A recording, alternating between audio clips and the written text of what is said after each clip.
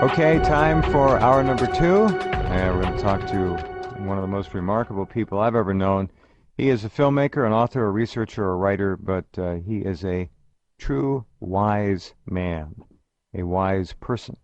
He sees the world as it really is, not as perhaps he might wish it to be, which is the weakness of so many, nor does he see it as the dark side would like it to be. And the dark side sitting happily in their palaces everywhere from the city of London to, well, the Bavarian Alps, and certainly locations in the North American continent, as it were, all have a different view of reality. Basically, it's a psychopathic, sociopathic, it's an evil consciousness. These are not people like us, folks. They're not like you. They're not like me. I cannot think like a psychopathic personality. I cannot think like a bankster, gangster, thug who literally will exterminate 1 million people without even batting an eye. I can't think like that. So they have certainly they have a disadvantage. We have a disadvantage. They have the advantage. They know we don't think like they do. They know we are hung up on morality. They're not. They laugh at morals. They laugh at the idea of guilt. They laugh at the idea of accountability. For them to change a word, a sentence, a phrase, and corrupt it, spin it, throw it back in the face of the masses, and challenge the masses to correct them, puts the masses where? Right on the defensive, of course. But that's the game they play. Yes, we are at a disadvantage. We don't think like evil. And unfortunately, evil is running the show. And that's the first thing that we have to realize. We have to know our enemy. Unless you know your enemy, you haven't got a chance. And sometimes it's pretty ugly to have to understand that these people we are facing and the people who are literally planning our demise are not like us. They may not be from here. I don't know. It doesn't matter because they're not like us. And with that, let me stop rambling and say hello to Jay Weidner. Hi, Jay. Welcome back. Hey, great. Jeff, it's great to be back. Yeah, well, it's great to still be around, to be able to Yeah, be well, back. every day. Yeah. Yeah, well, you're right, though. If you're not a psychopath, you cannot think like a psychopath. Therefore, you're always going to be taken by a psychopath. And that's just, so I've invented psychopath tests that I use, but I can't talk about them in public, then everyone will know what I'm doing. So, No. but there are ways to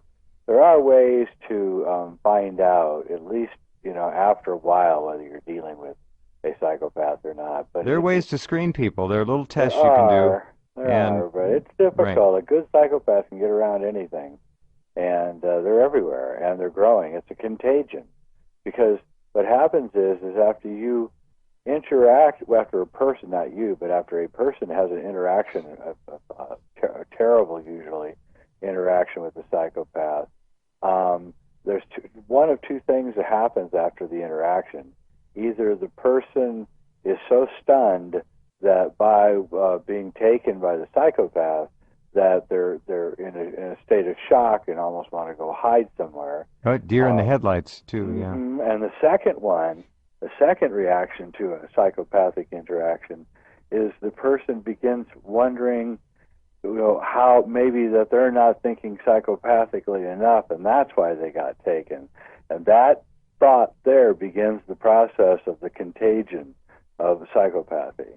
That single thought of what could I have done, and then you begin thinking, well, the next time I'm going to You begin to conform to the evil that is subjugating all of us. Yep, you learn it. It's something that you learn from an incident. So victims become the victimizers, and we know that from child abuse, and this is how it's passed on. So a brutal people will brutalize an innocent people, and before they're done, those innocent people will turn into brutal people. And that's how in Ireland, when the English tried to wipe out the Irish, there were very nice, gentle Irish people, and before they were done, the Irish were they were vicious and fierce and killing everything in sight. It's kind of like the Stockholm syndrome. Yeah, it is. Similar. And it's spreading, and it's going to be the end of the world, because eventually it's going to, I mean, it's going to be all psychopaths at the top if it isn't already, and then they're just going to all blow each other Yeah, up. I think it already is. I think it's been a done deal Yeah. for quite some time, frankly. I just don't see any. They weed out anybody who doesn't play the game or want to go along. They're just Well, I gone. mean, look at Netanyahu if you want to see the face of a true Oh, please. psychopath. How about Lieberman, his foreign Oh, my minister? God. Just Oh, look at boy. those two faces, and Yeah, you'll see that's a death. psychopath. You'll see death Yeah. incarnate, Look at the walking. Pope. Look at Oh, Ratzinger, our that Pope. guy could who is it? Freddy Krueger? I don't know. They wouldn't need any makeup with that guy. I mean, you can see them. You can see what they look like, and they're there. But the real psychopaths are the ones that you don't even see, like Obama, who come off as this charming thing. Psychopaths are always charming, by the way, too. Not always, but they're frequently very charming. Oh, because they'll do anything, and they know how to mold themselves to the needs and interests and wants and desires of the quarry. Right, and they act like they care about you. Yeah. Ted Bundy always warned his victims, to be careful when they go out at night because there's dangerous people out there. Right? That's you should true. know. My dad told me, he said, there are monsters walking all amongst us, and you never see them. No. You can't see them. They look normal. They act normal. And you don't find out until it's too late, whether you're working with a corporation, a government, it doesn't matter. This psychopathy is everywhere. And that's something that you'll notice that mainstream media never talks about because they're the primary, they are. Yeah. And so they refuse to talk about it. And you talk to corporate leaders and you tell them that psychopaths have a tendency to work their way to the top of corporate structures because of the nature of the way the corporations are built. They will stare at you with an icy glare, like they are going to leap across the table and kill you. And because they know that, what I'm saying is right, and they're in the corporations, and they're probably psychopaths themselves. Mm-hmm. Psychopaths in the corporate world, because the corporations are treated as individuals under the laws of this country, very easy for psychopaths to work their way up and then turn the corporations into psychopathic instruments. Oh, it's green lights all the way for them. They've got very little obstacle. And that's where the world ends, right there. That's what's going to cause this whole thing to come crumbling down. We've lost our humanity. I'm talking collectively here and almost rhetorically. We have lost our humanity. We don't have it anymore. And the younger people now, folks, you got kids? They're 14, 15, 16. You probably know what I'm talking about. They're wired differently than we are. They don't talk the same. They don't think the same. They don't intellectually actually have the wiring to comprehend what we're trying to impart to them about values, about responsible behavior, about being kind, about the golden rule. It's very, very simple. People ask me what religion I am. The best I can come up with is the golden rule. I try. I fail. We all fail. It's called being human. Nobody's perfect. But you still try. And when you quit trying and go over to the other side is when you become the enemy. And you don't come back. I don't see anybody coming back. No, you can't. And psychopaths always misread the way that they're being viewed by people. And they think that they're being viewed in this kind of golden light. And they don't realize that people see them for what they really are. And so they begin thinking some they're people like invisible. Do. A lot of people don't. Eventually, though. Yeah. Well, yeah. By then it's too late in many cases. Look at these so-called government leaders. Come on, they're at least passively sociopathic. I don't give them the benefit of the doubt, but there's no morality there. They're liars. They are. I'm not going to be even kind. They are sociopaths, all of them. Ron Paul, we'll leave him aside. The rest of them, we just as soon lie at you as look at you. Yeah, there's different levels of it, too. Obama is a far deeper psychopath than, say, Clinton, who's just maybe a superficial... Now that's a very interesting and correct statement that you just made. You're right. Yeah, Clinton is actually not technically a psychopath. He's a sociopath, which is not quite as bad. But believe me, Obama dreams of turning the knife after he puts it in. Well, they've been planning this knifing since he was in college and before that. Yeah. Frank Marshall Davis put the Bolshevik communist Zionist virus in him, and then he went on to hang out with Bernadette Dorn and Ayers, and they planned it all. They planned it all. They did. It's one of the most astonishing stories in American history, how the left smuggled Obama through the entire system, wrote books for him and everything, and put him in this position for a communist takeover of the United States. He's a complete construct, and they got away with it. It's amazing. It is. All right. Amazing. Hold on. Be right back with Jay Weidner in just a couple.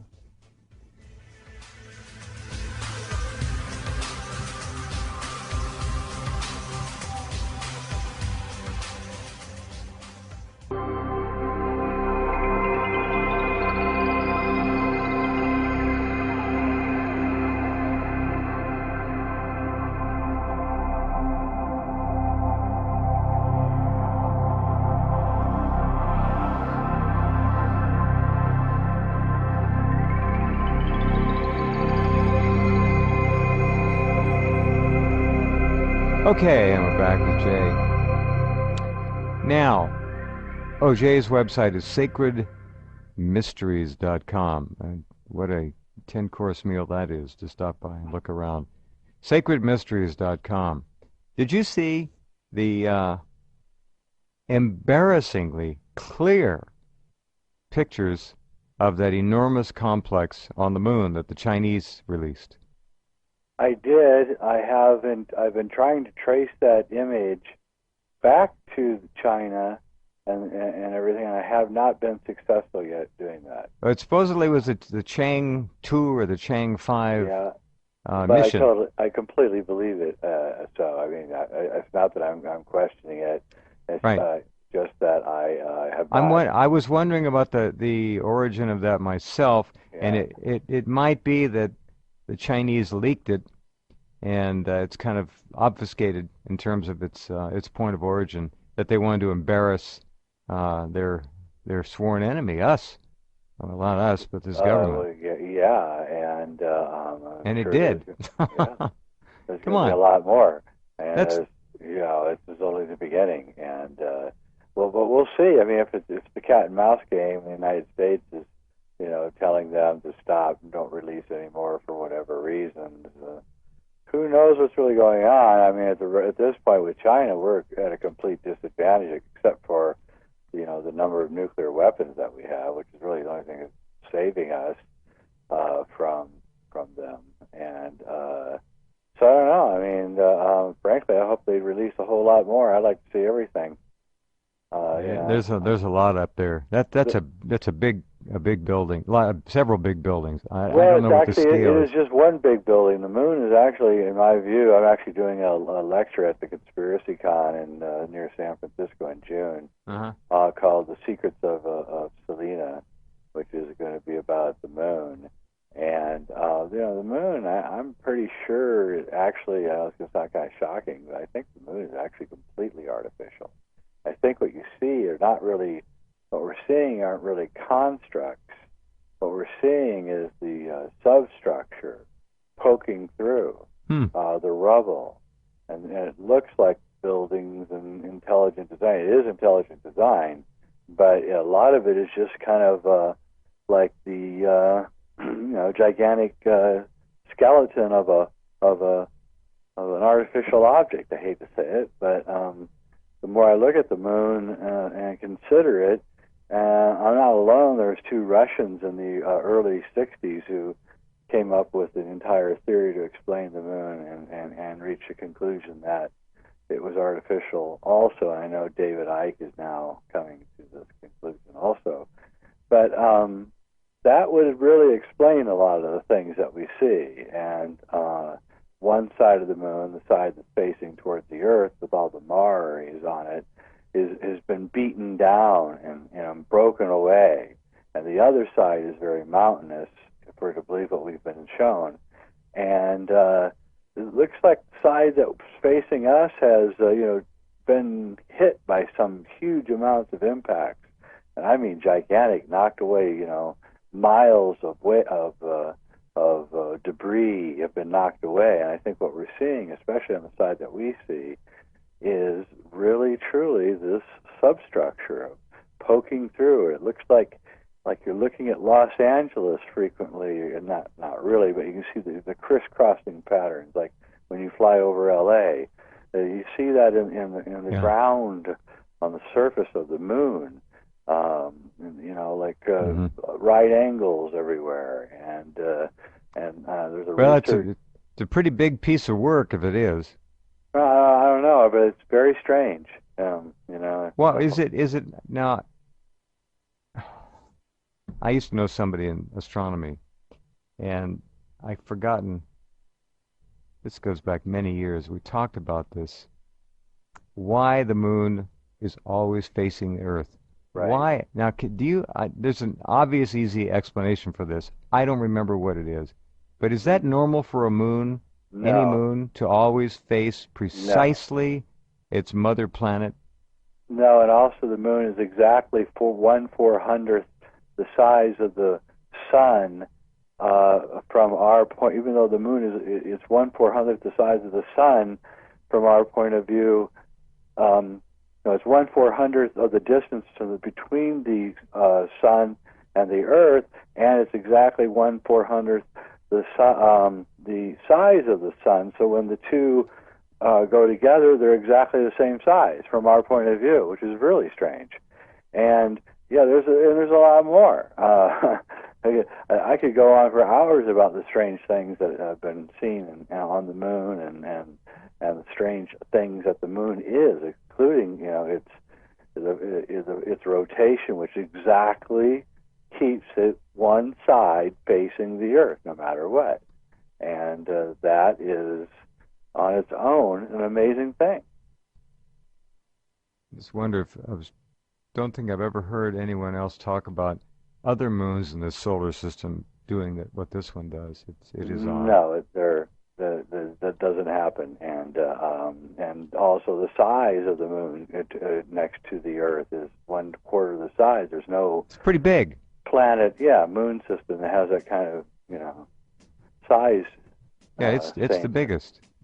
It is, and also the Berry Center, which is the moon is not really orbiting around the Earth. The Earth and the moon are actually dancing like a barbell, and because of the high gravity of each. Mm-hmm. And so the moon's gravity is pulling waves through the Earth because the weight is off center slightly. And this may be the result, cause all sorts of problems on Earth, including earthquakes. Well, now the geologist Jim Birkeland always talks about what they call land tide, and when the moon is over the central United States, for example, it actually pulls the land up 4 or 5 feet. I've forgotten which. It actually pulls it up. That's the Berry Center. Yeah, that's the gravity pulling it through, and it goes around the Earth as the moon goes around the Earth. Oh, for sure. You got that, then you got the tidal flow, you got all kinds of other geological mechanisms at work, and I'm not earthquakes don't surprise me in the least. No, we've been through enough of them in Santa Barbara. I just don't. Absolutely. I say that as I'm watching one of the most beautiful moonrises I've seen in a while. So. Oh, nice. All right. Full moon coming out right now. Enjoy it for a couple. We'll be right back with Jay Weidner in just a minute.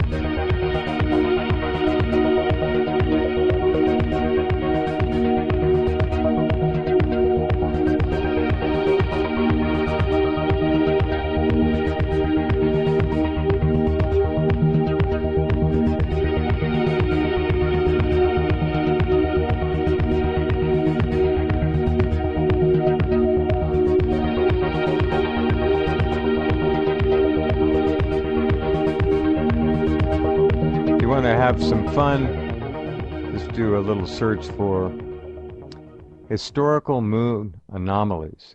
Historical moon anomalies, and NASA has a log actually of at least some of the events going back hundreds of years. Oh Just yeah. scanning through those. Those are fun to read. 1869, Royal Astronomical Society of Great Britain conducted a 3-year-long study of mysterious lights occurring mostly in the Mare Crisium region of the moon. Right. Small lights seen in various arrangements, sometimes triangular, sometimes straight line, moving and varying in intensity as if under intelligent control. The crater Plato was also the scene of some of the mysterious activity. This went on for 3 years. After approximately 2,000 observations, the lights just stopped. Yep. Yeah, Aristarchus also is another crater. Aristarchus is another hot spot over the years. Herschel and a lot of others observed all sorts of crazy stuff going on over Aristarchus, and now they're Clementine, which is now a Pentagon U.S. program. Navy. Yeah, it photographed a blue dome over Aristarchus with geometry and everything. And type it in, Google Aristarchus crater blue dome, and you'll see. It's also been shot by ground-based astronomers. There's a blue dome over the crater Aristarchus, and apparently the Translunar Phenomena Report from NASA, which is 400 years of compilation of what you were reading of strange reports ever since the telescope was invented on the moon. Aristarchus goes all the way back to the beginning of strange lights and weird things being seen over Aristarchus. And then we look and we see that there's a little sign of intelligent activity there, so we can surmise, I think, that it's been there for a long time. And then that brings in all sorts of other questions, like what is the moon and what's going on up there, and why did NASA compile the report? Why were they so interested in the report? Why did the astronauts spend so much time in areas that were in those translunar phenomena reports that they compiled? You mean on the Kubrick the big well, the stage? real astronauts. Oh, okay. Yeah, and the thing is it all. The Lunar Orbiter series, which was an unmanned series that took up in the 60s before NASA Apollo and all that. It was an ingenious imaging system, and it photographed thousands and thousands, took thousands and thousands of photographs, and there's so much on those photographs that is just inexplicable. And they knew a long time before any of us that there was something very, very odd and strange on the moon, and it was occupied by somebody or something, and they've known it. And you begin looking at the whole thing, and you began realizing, as Isaac Asimov said, you can go anywhere and look anywhere in the universe, but the strangest thing that we can see is the moon. And it really is. It's just really strange. It doesn't make any sense. The outside is on the inside, and the inside is on the outside. All the stuff that's on the outside of the moon should be down in the core. It's all heavy irons and heavy metals, and it's all up on the surface, as if the moon is inside out, almost, if it's a planet, that is.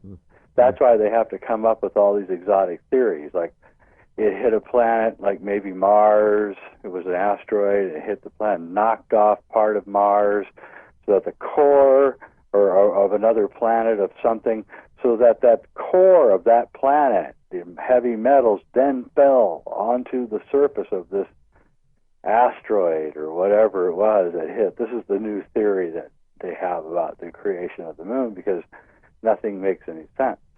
And it doesn't make any sense because the whole thing doesn't make any sense. The entire thing doesn't. It doesn't. None of the science that we know about is actually true. It appears to be hollow. Now, hold on. They supposedly pinged the moon several times. Yep. And I don't know that I'm convinced that what was released by way of the results was full and complete in its totality. What do you know about that? Well, the thing is that it's not just the pinging of the moon, which they did do. It basically they put seismometer supposedly, and then when small meteorites would hit, it would ring the surface of the moon. And it would ring for hours and Well, hours. they just hit it a couple years ago with something. I've forgotten. They didn't they set Yeah, off it was a rocket and it yeah, anyway. they're looking for something with those rockets. What they're doing with those is they're Hmm. looking. Hmm. They're not looking for water. They're looking for, I think, maybe, I don't know, maybe a way to get in. Because it looks like, if you think about it, what it looks like some kind of construction was either on the surface, heavy construction, or and it was pulverized by some fashion, What? or Yeah. it is all artificial, and also it was pulverized by some The fashion. the back side of the moon is much more ragged looking, Much more. at least in the pictures I've seen. This side is looks worn and weathered, smoothed, and Yes. the back side is very craggy. And Yeah, and also the backside is much higher in altitude than the side we're facing us, hmm, which tells us that a whole chunks of the moon on our side got torn away somehow. really, Yeah, and what we're seeing is deep down underneath. The gray that we're seeing is the metals, the iron, the nickel that you would have down deep in the crust. hmm, And that's why they don't know how to explain anything about it. It's a complete mystery. hmm. But I mean, we're also, you start looking at the other moons that they've been looking at, like especially Saturn, and you begin also finding, again, a great deal of strange and odd things and mystery that are associated with it that seems inexplicable again. So the universe is a far stranger place, and Well, it's I the don't think solar we system. Let's not even go to the universe. The Yeah, solar the system. solar system is almost like a Disneyland in some ways. It's Hmm. almost like some kind of fantasy been created for some super terrestrials' enjoyment. What happened to all those old pictures that you could see them in old Life magazines of Mars during the seasons when you would see what appeared to be green tendrils of growth Yeah. moving out from the north, the polar region on down. Hold on, Jay, we have to break. We'll come back and talk about Mars just for a minute or two with Jay Weidner as we continue.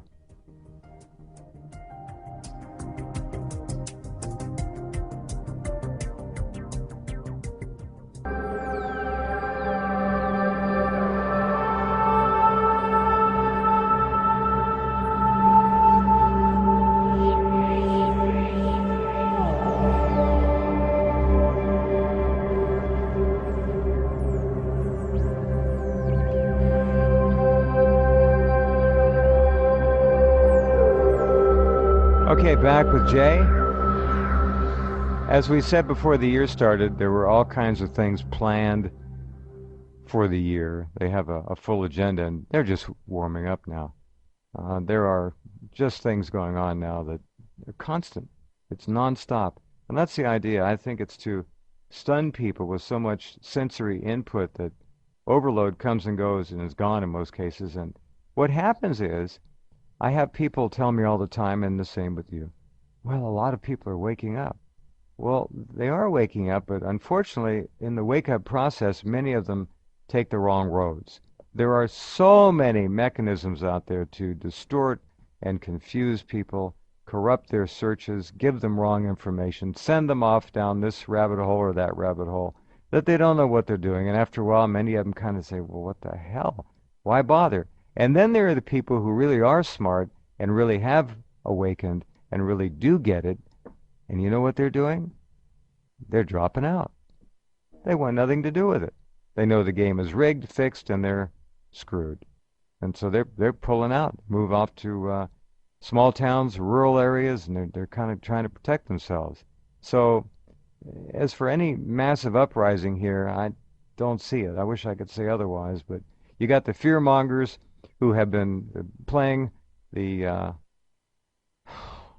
playing that fear card, that trump card, for years and years on TV, on radio, on the internet, and after a while people get fearful. And what happens when they become fearful? They usually just kind of shut down. And it's all science. This is all Tavistock stuff and beyond.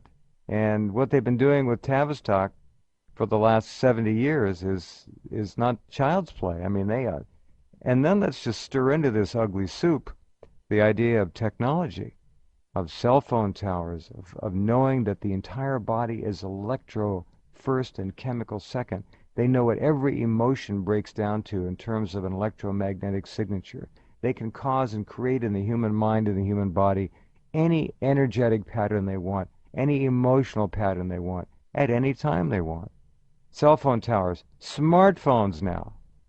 It just goes on and on. TV, the mesmer action of television, and pop music and culture, and the inculcating in the subconscious of imagery in the movies. And then you've got all the horrors that are hidden behind the scenes of things like satanic ritual abuse, of mass mind manipulation and control that's being thought out at levels that most people don't even know exist. I mean, we could go on and on with this thing. I don't want people to quit, but it's not easy. Can you imagine being somebody, Jay, who wades into the internet with this an honorable intent that I'm going to figure it out? Wow. Good luck. Well, yeah, yeah. I mean, it's bad. It certainly is. There's no doubt. I can't deny that. But at the same time, it is possible that we could get in front of this somehow. It's not completely lost. Nothing is impossible, but we got to look at the odds here, honestly. Yes, but you're right. I never begrudge that. Never have. Never will. Yeah, but I mean, it looks pretty hopeless right now. That what really worries me is that if you go to my site jayweidner.com, an article called "The Culling," which you posted when it came out, and I talk about how they're going to manipulate the population reduction via oil prices, and I just the way that oil is going up now. It's now at $4.40 here locally. And I'm thinking, well, there's not even any protest. There's nobody even saying anything. And last time it went up this high in 2008, everybody was screaming. Now everyone's just passively accepting the fact that it's gone up almost 50% here in the last 2 years. Right. And it's going to keep going because I think this is it. And when you know that food and everything is tied to the price of oil and transportation, then we can see that there is a game plan here, and that's started out the program. That these people are different. Yeah, they have a plan. That's really what makes them different than us. That's the same thing with a psychopath. When you meet a person, you're just meeting a person. But when a psychopath meets a person, he has a plan. She has a plan, and you don't. And that's the difference. They have a plan. You don't. We don't. We just want to live our lives. And we can't think like they do. No, because we don't have a plan. We're not scheming. No. We're just living our life, and that's the difference. They're scheming, and they're ahead. That means they're ahead of you because they're already thinking down the road as to what they want to have happen. And so now we're in the first stages of what I call the culling. I think I hate to say it. Well, I think you're probably right. They have this pulling out. That's why they're going after everybody right now. Everybody. Everybody's being fired from their job. That's right. I was just going to go there. It's happening everywhere. And it's all about fear. I had the good fortune of reading Pat Buchanan's new book. I got it accidentally on my Kindle. And it's actually a very good book, Suicide of a Superpower. And it's very much, you would actually very much like it. It's incredibly articulate, and he enunciates exactly what happened to this country. And it's in some ways a really heartbreaking book, and in some ways it's... well, that's why he was fired, too. Yeah, and he got fired, but there's nothing in the book to get fired for. It's all fact. Of course. He backs it all up. Sure. So he got fired because he violated a thought crime. It was a thought crime, is what it was. He violated political correctness. We are there. Yeah, but wow. So that's where we are, and but in itself, just the fact that that book got written means in a way that there are people waking up, but I think it's too little, too late. I can't imagine how we're going to reverse it at this point. I honestly can't either. I think it's got to go all the way down and out the other side, wherever that is. The idea that people are constantly in fear or put on the defensive. That's what it is. It's fear and suspicion and worry. And whenever you're worried, you're on the defensive. People shouldn't live on the defensive all the time. They should live happily and peacefully. Yeah, well, again, there's a plan.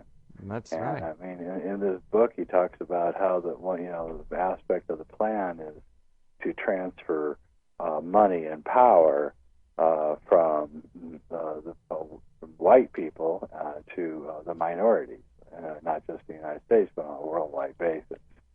This is behind the plan, one of the things. And I think once you start realizing what's really going on here, you're going to see that it's not the economy going down. Would only be the beginning of the hell, because once the economy starts going down, then we're open ourselves to our enemies. And I don't mean people inside this country. I mean people outside this country who would like to take this country down. And that's where we are. And so, people might cheer on the economic demise of the United States, but they should understand what that's going to bring on. It's not going to be fun at all. Not at all. No, it isn't. No. They got we're things. Weak. They got and things. We're on our knees. That's never when been. The enemies come. We've never been weaker. No, we never have. The only thing saving us now is these nuclear weapons. I never thought I'd say that because, countries are too afraid to attack us. But frankly, we're so weak that I just can't imagine that we're not being looked at that way. Look at that tragically puny Tea Party movement, which was co-opted, taken over, penetrated, within 5 to 6 weeks, 7 weeks? Well, it was gone. It started out with good intentions, but then the Koch brothers took it over. Gone. Yeah, and it's gone. That's how everything is taken over. These rich people come in. Occupy movement, nice idea, gone. Same thing. Soros is behind that. Yeah. It's all the same group, all the same group of criminals behind everything. They're behind every single one of them. There's nothing you can do except join the alternative press and start your own community and grow your own food and hope to God when the hell comes, it doesn't come to you. It summed it up pretty well. Get out of the city. That's the best advice I can give you. I don't understand. I mean, I'm glad that otherwise intelligent people stay in the cities, or they'd be in the rural areas. Yeah, right. Let them stay there. But I still don't understand how, I've got a job, hey, you want to live a good life? You want to survive, or do you want to die in the city? And I guess they just don't think it can happen to them, and they're going to somehow survive it and whatever. I'm only concerned about your audience, and that's who I tell it. I don't tell that to a general audience because I don't want them, frankly, moving out of the city. But your audience, I do want them to be safe, and I do want them to get out. And if you're still in there and you still think that it isn't going to happen, it's already happening, and you need to get out because it's just not going to be very good, especially with the kind of minority problems that they are going to actually manipulate and cause to have happen. They can trigger a massive race war anytime they want. That's right, and it's so bad. I wonder now, but at the same time, you never know. Something could happen, maybe that could change everything. Some kind of new idea, some kind of invention, something. It's highly unlikely, but still, you got to take care of your family and you got to take care of yourself, and you got to know where your priorities are. And right now, those should be your highest priorities, no doubt. Well, I agree. All right, so this absurd, stupid, political dog and pony show. I guess I shouldn't insult dogs and ponies. our animal friends, you know. It's just an awful display of some of the worst in American character being paraded around and sold off to the sheep as being something that the sheep should care about. And it just really, you know what, let me just jump to a final note here. I am running out of, and I hate to say this, I have an average vocabulary, it's okay. I'm running out of words to describe what I'm seeing and experiencing on this planet. I'm running out of words to adequately describe the awful, dreadful nature of what's happening. You find yourself doing that? Yeah, well, when you look into the awful horror of it and you know where it's going, it gets very difficult to even want to look into it anymore. Or even talk about it. Well, because everybody's been brainwashed, almost everyone, so there's not really too much you can talk to. Anyone you can talk to, because they all either think that whatever's coming is a really cool thing because they're so brainwashed, or they have no clue what you're talking about at all to begin with. No, don't worry, because Obama can sing now, so everything's Hey, fine. that's right. You know, he wants to be cool again. He's cool. No, he's definitely cool. cool. That's what a psychopath would do, actually. Exactly right. And yeah. On our exactly what a People psychopath. magazine, bedrock of a culture here, and there you go. Jay, thanks for being here. Good to talk to you again. Okay, keep it up, man. All right, thanks. Talk to you. Night. Jay Weidner, back with more after this.